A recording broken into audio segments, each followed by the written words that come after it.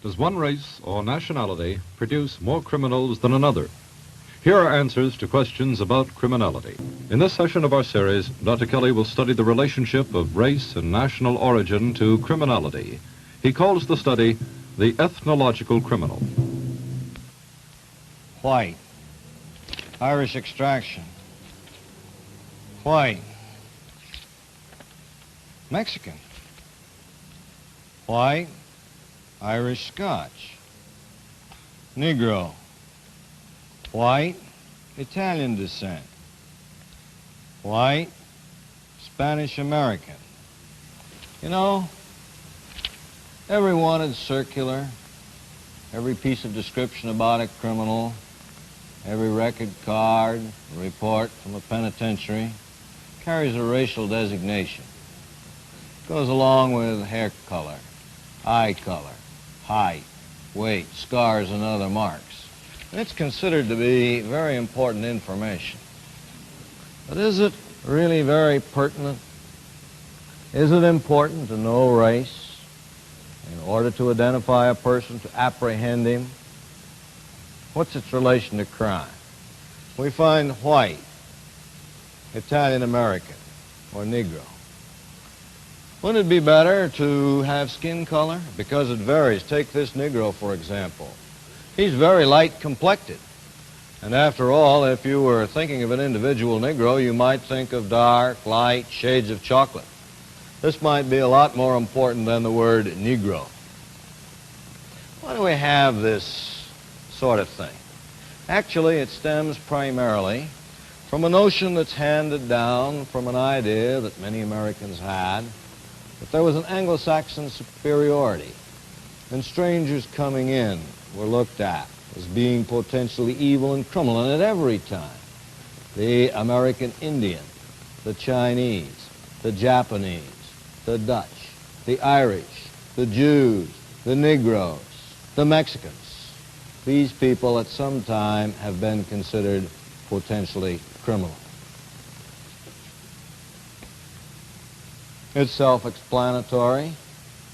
It indicates a feeling of inferiority for this particular group. Or, another little sign, it's a little more subtle, but it still conveys the notion of racial difference. Here's a couple of papers in which the word Negro is headlined unmercifully, without any reason, and certainly without any advantage if apprehension is what one wants. If we turn on this tape recorder, we have a recording here of what we hear. A Dago would kill his father for a few bucks. The only good Indian's a dead Indian. The only good Jap is a dead Jap. All niggers are lazy. Most of them are criminals. Irishmen, well, they're either cops or gangsters. Either way, they're You thieves. can't trust a Jew. They'll rob you blind. God invented man, but the devil invented German. A Mexican would just as soon kill you as look at you. A Frenchman, he has to have sex, and he doesn't care how he gets it. A Greek, well, let me... We could let the tape run. It's filled with hundreds of other statements like this. Statements which attribute evil and criminality to boogies and shines, to spics and Mexicans, to chinks and Japs. If we take a globe and take a look at some of the racial patterns, we find people that don't like the Germans. They're not a race. They're simply a cultural group. Or we find arguments about race between the people at the Dover Strait, in the English area, and in the French area.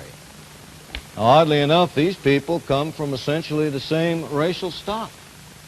And yet, we find over and over again that people will tell you the Normandy coast individuals are completely different in their origin from the British. For example, in here we've got a typical one, the symbolic black hand of the mafia. And here people say, mafia are Sicilians, Sicilians are criminals. This isn't true. I wonder how many of you, when you think of Sicilians as being a criminal, ever stop and think of the fact that people outside the country think of Americans as gangsters, because Chicago gangsters are as well known in other countries as mafia Sicilians are here. And so we find a very curious thing, the notion that cultures cause crime, and when investigated, we find cultures have no relation to crime, but there are criminals in all cultures that may give the culture a bad name, other cultures. What about this racial thing?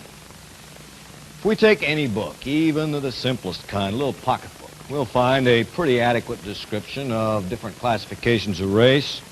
For example, in here is one from the famous classifier Linnaeus, who classifies Americanus. He adds, that's the American Indian, they're tenacious. Europeus, he's lively and inventive. Asiaticus, he's stern and stingy. And Afar, or African, he's cunning, stupid, and negligent. Here they have taken the Oriental or Mongol type and added in, of course, the American Indian as a result of his origin and some of the browns. Then, of course, the next classification is the African or Negro. And finally, the last classification is the Caucasian or white type.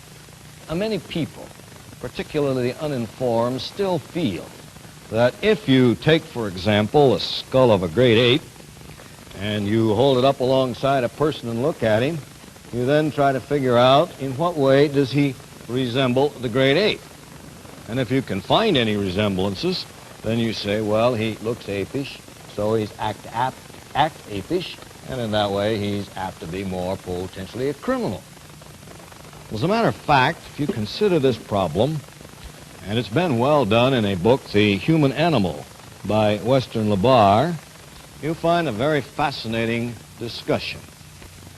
He starts out by defining a typical human as just a person who has two hands, two stereoscopic eyes, two double-arched feet.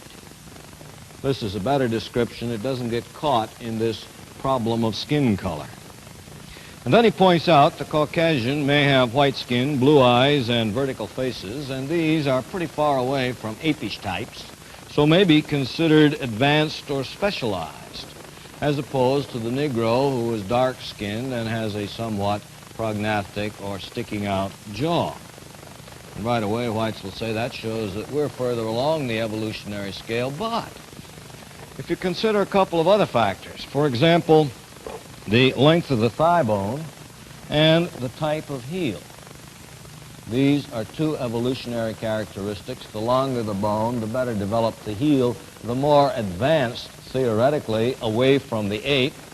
We find that these are predominantly characteristics of the Negroes, who have the longest thigh bones and the best developed heels of anybody. And of course, while the Negro does have the dark color of the skin, his hair is curly. And we know that apes, if you've ever looked at apes in a zoo, have long, silky, straight hair. So the Negro actually probably represents the highest evolutionary point from the view of his bones and his hair.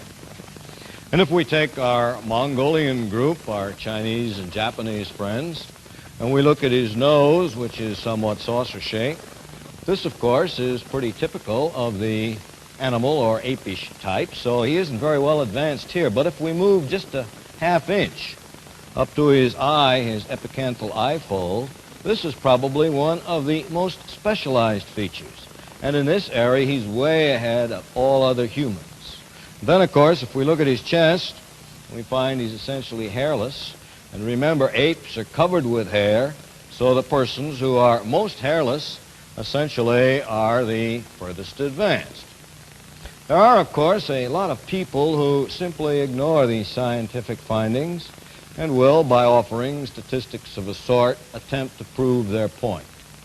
Actually, what they really do is to cheat the statistics by only giving you half of them. For example, here is a set of arrest records from a small Michigan town, the arrests for a day. You look at the names: Zapataski, Selensky, Wojciech, Hatton, Sinkowitz, Zofia, Anderson, Riley, Cossack, Wisnowski, and so on. Now, you might consider from this set of cards that the Poles commit more crimes than the non-Poles. But as it so happens, in this particular little town in Michigan, The Poles fundamentally outnumber the non-Poles in a large degree. So really, in pro rate, they probably don't commit as many crimes. You see this all over. These things are not new. They have gone on in history for many, many years. If we go back over the history of this sort of thing, we find, and in this cabinet, we've collected hundreds of examples of the problem of history in relation to this thing. Here, for example, is a cuneiform tablet. And on this cuneiform tablet, written many years before Christ in Abyssinia, in the cuneiform areas of Mesopotamia, we find a nice description, which is a very deleterious one, of neighboring races. Of course, if you can't read cuneiform, you don't have to worry. You can get yourself a Bible and read some fascinating descriptions of how the Israel tribes didn't like their neighbors. Or you go to ancient Greece. And here, for example, is a nice picture of Aristotle and his pupil, Alexander, discussing a problem which is very common in those days, the problem of the Egyptians as a poor group of people. You know, we have an interesting thing. A couple of bowls of cotton. Probably most people wouldn't relate cotton bowls to racial prejudice. But when Eli Whitney invented the cotton gin and found out how to get the seeds out of cotton, then we suddenly found a tremendous demand for slave labor. Labor that could be worked day and night, constantly, cheaply. Right away, the Negro was pushed from his status of equality to a status of slave and shackled and leg iron. Of course, the white person had to account for this sudden shift in his treatment. He had to rationalize it.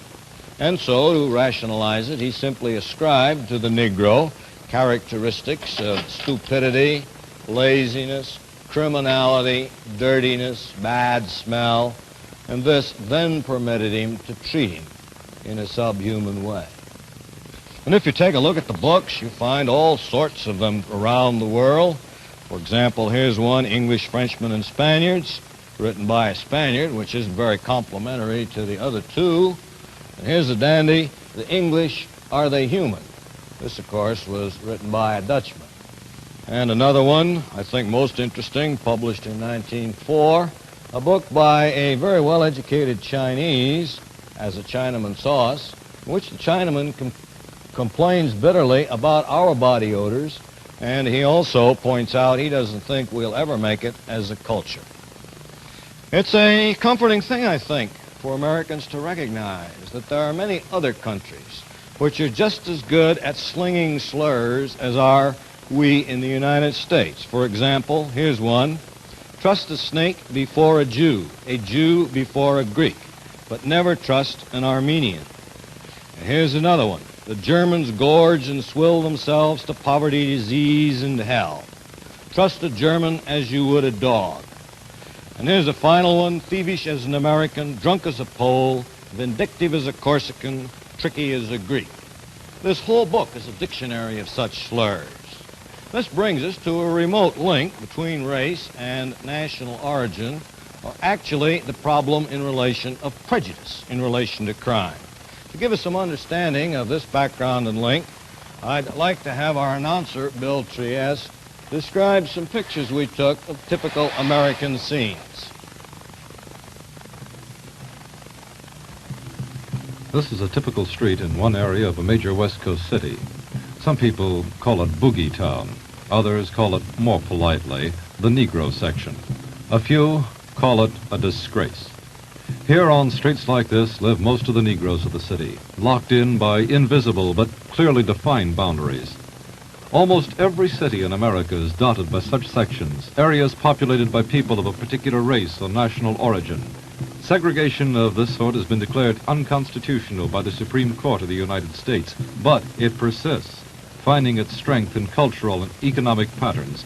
The members of the minority groups are helpless. Their fight against segregation has brought few concrete results. Despite the plainly worded decisions of the Supreme Court against discrimination in employment, in voting, in housing, the practice continues. And when they grow to adulthood, that social education isn't broadened. Their employment, their recreation, even their everyday chores such as shopping, are marked by varying kinds of discrimination. Invisible, perhaps, but ever present. This picture shows a very important thing. While race has no direct relation to criminal behavior, sometimes in a sort of second-hand way it does. And this is because the majority very frequently oppress the minority. They keep them in a straight-jacketed groove, and sometimes the minority person overcompensates and flares back and commits a crime. And so we get a second-hand kind of crime, a result not of the basic race or nationality, but a result of the bigoted, narrow-minded treatment of the minority by the majority. And then second, of course, if an individual from one culture has a different pattern of behavior, frequently this is called criminal by the other majority culture. Something important can be done this way to do away with crime by doing away with prejudice.